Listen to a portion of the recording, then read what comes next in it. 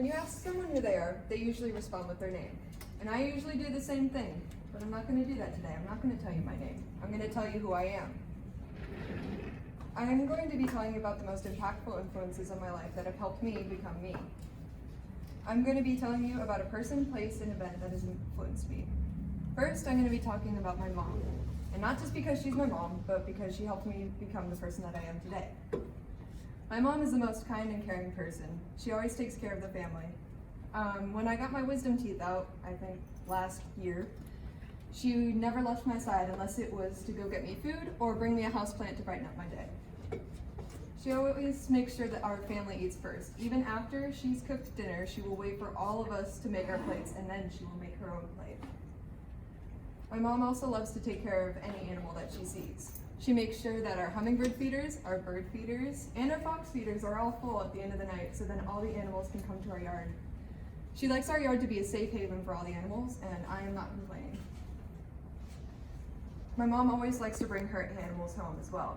One time when we were driving, we saw a turtle on the side of the road, and we weren't near any water, so we picked it up, brought it in the car, and went to Pioneers Park to let it go. My mom is the funniest person I've ever met. She always knows how to make me laugh. I even have a quote book in my phone of all my favorite quotes and stories that she has told me.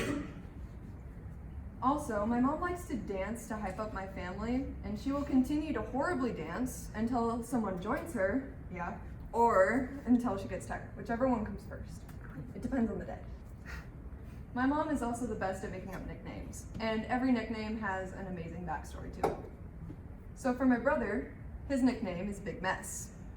My brother has always been kind of a messy person. Like when he was younger, if he ate, it wouldn't just be on his face, it would be on the walls. He'd somehow get it on the ceiling, I don't know. It's a mystery. And then for my mom, she always calls me Gold. Don't know how that started. I started calling her Gold. I have no reasoning for this. It just started and we're never gonna stop. We're always gonna call each other Gold, like total weirdos. Anytime I think of my mom, I can't help but smile and think of all the amazing memories that I have with her. I hope to one day be an amazing mom like her, just like she was to my brother and I. And I know that my mom will always and forever be my Goal, aka Mom. Next, I will be telling you about a place near and dear to my heart that will always be a part of who I am. There are a lot of places in my life that I absolutely adore and that have been a huge part of my life. Like the woods near my house, my backyard, the ice rink where I learned how to skate. But the place that I think of most is my basement. The basement and I have had a pretty rocky relationship. When I was younger, I was a very anxious child and the basement always terrified me. I refused to go downstairs alone. I would either bring my brother or my dog, and if I brought my dog, I would put a baby gate down at the bottom of the stairs so he can go upstairs without me. I was also convinced that if I didn't make it up the stairs in 10 seconds, a monster would grab me by my ankles and yank me back downstairs. So I always count up the stairs like 1, 2, and if I don't make it to 10, I start freaking out, or I would start freaking out. Now when I go down in the basement, all I can think of is the amazing memories I've made down there. My brother was pretty creative, and we would make a bunch of carnival games downstairs for each other to play, and we would do that for hours. We would also always play hide and go seek in the basement because the basement had the best hiding spots. And my dad always joined in the fun too. We would play this game that we called the stair ball game. My brother and I, we would be at the top of the stairs and my dad would be at the bottom, and we'd throw bouncy balls down at him and he'd have to throw them back up.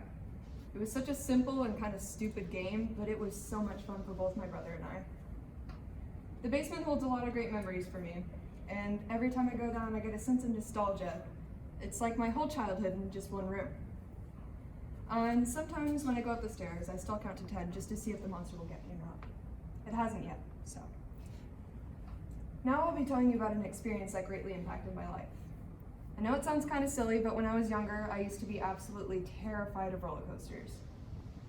And every year, my parents and my whole family would take a yearly trip to Worlds of Fun on Labor Day weekend. I would always go in the lines with them, wait in line, and then hop right out of the roller coaster because I did not want to go on them. I never really knew why I was scared of them, but I just knew I was too stubborn to ever try, so I didn't. And my brother would always tease me about that, calling me scaredy cat, and I just needed to go on one. It would change my life.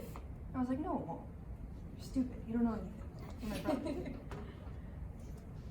But my parents finally convinced me, and I decided I would finally go on a roller coaster. So they decided, oh, let's make her go on the Mamba first. Yeah. So I sat next to my dad. I was death gripping the rail in the front, and I had my dad holding on to me because I was too afraid to let go, but I needed more protection. So this was like maximum protection, right? Yeah. I cried the whole way up. I was terrified, and I was chanting next to my dad, I can do this, I can do this, I can do this, the whole way up. In my mind, I was like, I can't do this. I'm definitely gonna die on this roller coaster. The seatbelt's gonna fly off, and I'm just gonna fly all the way down to the ground because we're so high. As soon as we went down the hill, I had a moment of panic when my stomach dropped, and then it all went away. I had this most free feeling, like almost like I was flying. It was absolutely amazing. After I went on that roller coaster, I realized why I didn't want to go on roller coasters. It's because it was finally a situation where I was not in control. I never really liked things being out of my control.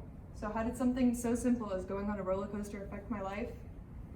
It finally made me realize that it was okay if something wasn't in my control. And most of the time, those adventures are still a lot of fun. And it helped me have fun instead of being too scared that something might happen since I wasn't in control. And it helped me find out that I absolutely love all adventures. And usually the adventures that are not in your control are the most fun.